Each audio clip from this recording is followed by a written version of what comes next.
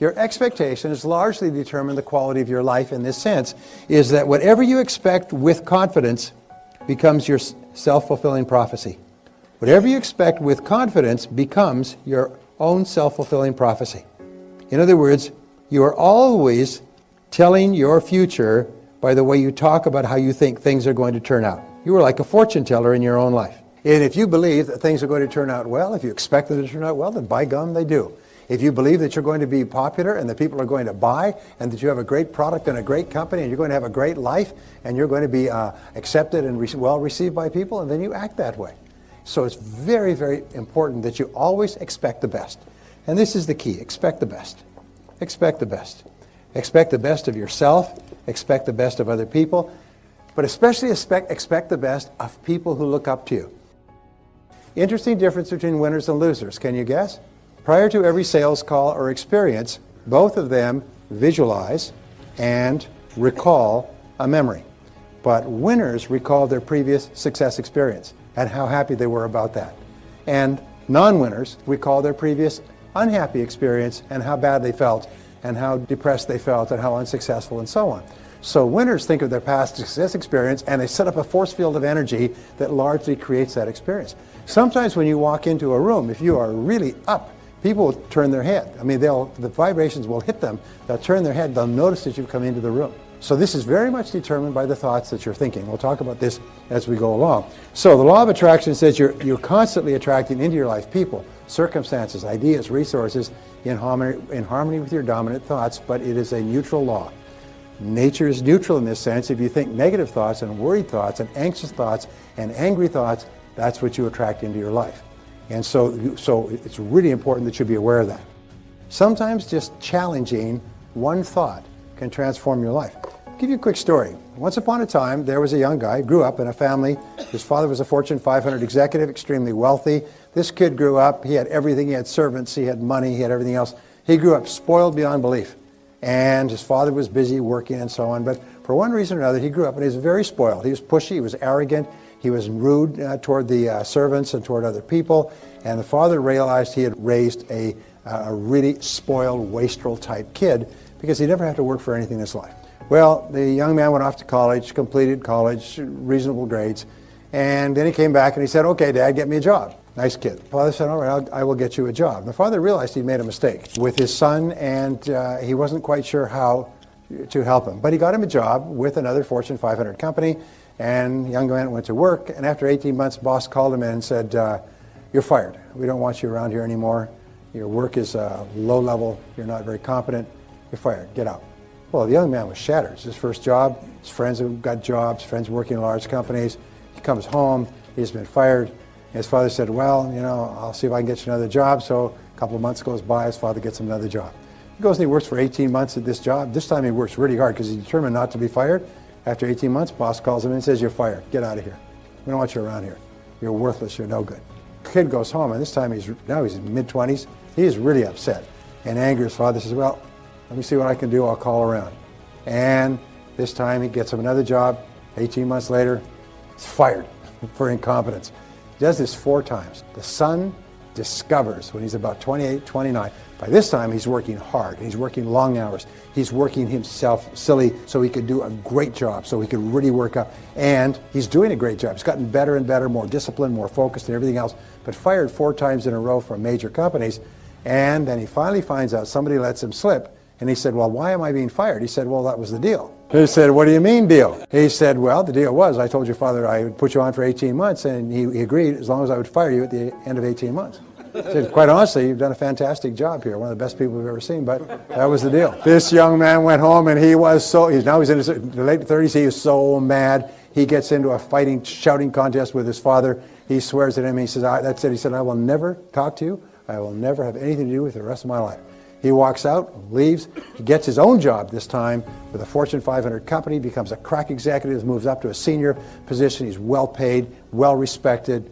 And at the age of 38, he's still mad. He's talking to his spouse or something else on what his father did all the way in his 20s. His wife said, "Honey, did you ever think that maybe your father loved you so much he was willing to put you through all of that, knowing you'd end up hating him?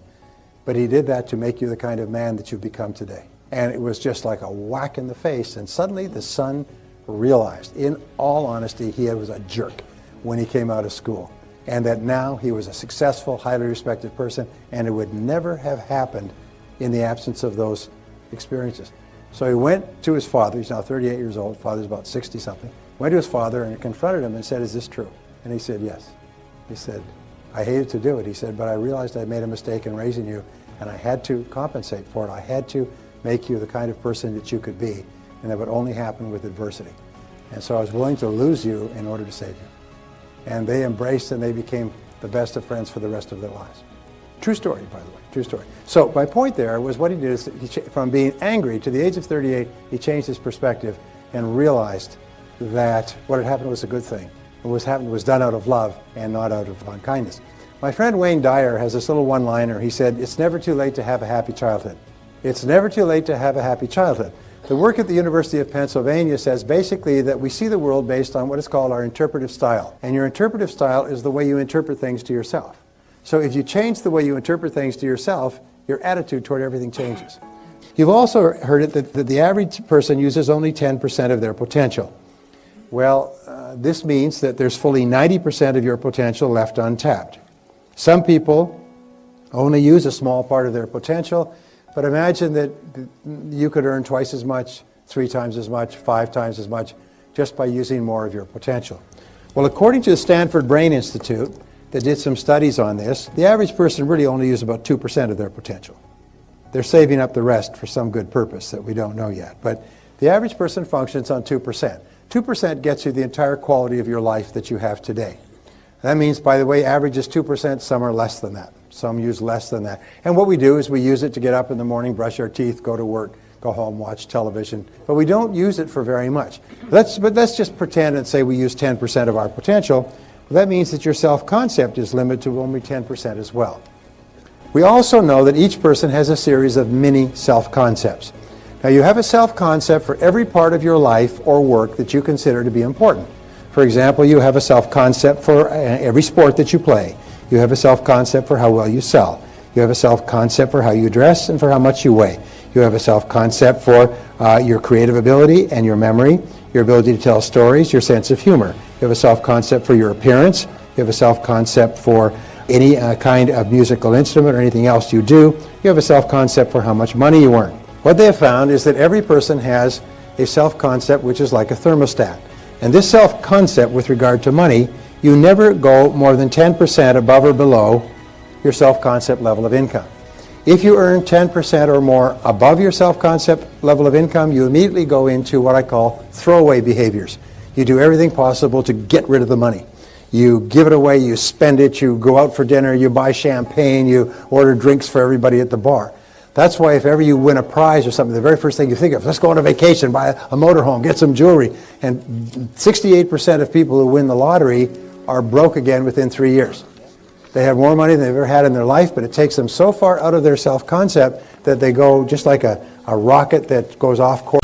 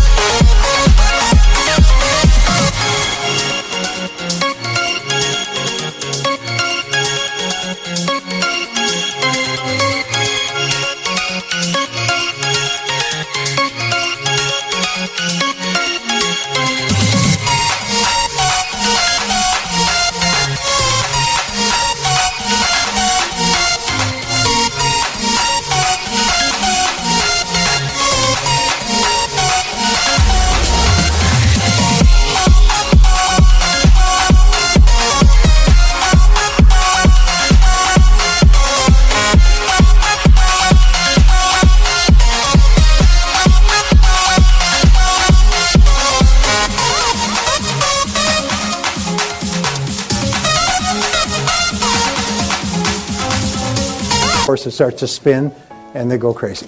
So if you earn 10% or more below your self-concept level of income, you engage in what are called scrambling behaviors and you scramble to get your income back up. But once you're into that 10% range, well, plus or minus, you relax. And this becomes your comfort zone. This becomes your comfort zone. And the great enemy of human success is the comfort zone. In this comfort zone, you're comfortable. Now, you may not be happy with the amount that you're earning, but you just become comfortable with that amount. The only way that you can increase your income is to change your self-concept in relationship to income.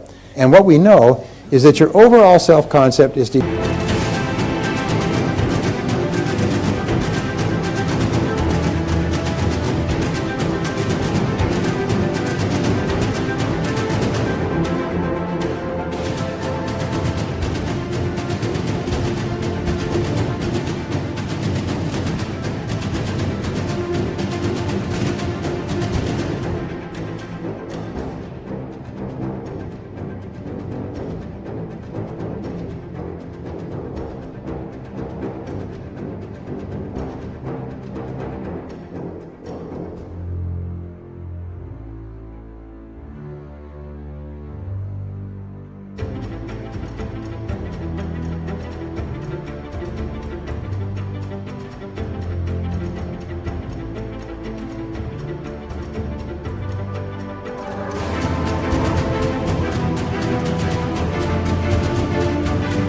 determined by your self-concept in all the areas of your life that you consider important. We also know this, is that your self-concept is made up of three parts. Again, this is basic behavioral psychology.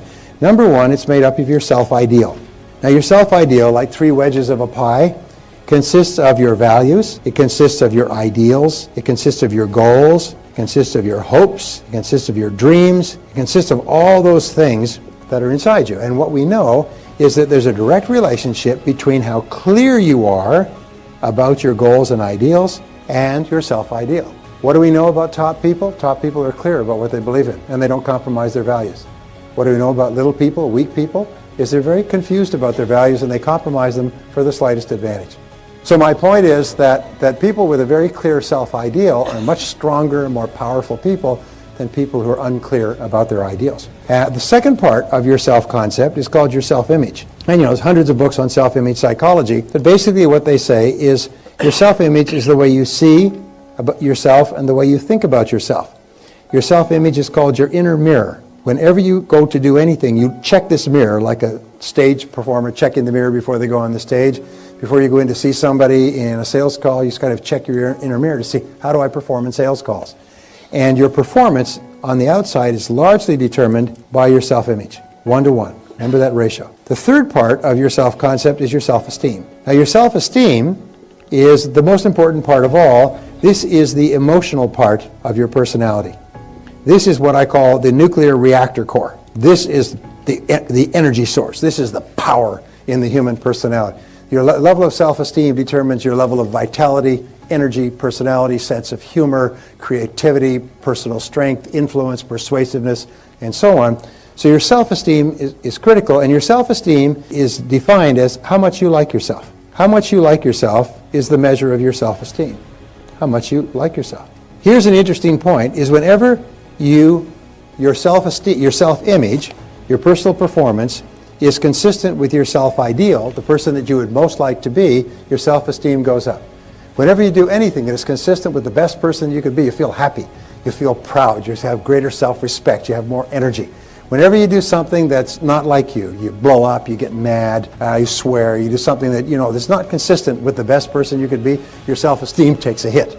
But when you start to act in a way consistent with the best that you know, your self-esteem goes up. Well, here's the most important part. The most powerful words you'll ever learn are the words, I like myself. I like myself. Whenever you say the words, I like myself, your overall self-concept goes up. Your self-image improves and your self-ideal clarifies. And as your self-concept goes up, your performance and your behavior at every part of your life goes up as well. They say the flip side of self-esteem, like a coin, is called self-efficacy in psychology. And self-efficacy is how competent you are. So whenever you do something well, your self-esteem goes up and you like yourself more. And the more you like yourself, the better you do. And the better you do, the more you like yourself. And the more you like yourself, the better you do. And you get onto an upward spiral. So what we found is the most powerful words that you can use prior to any event of importance are the words, I like myself.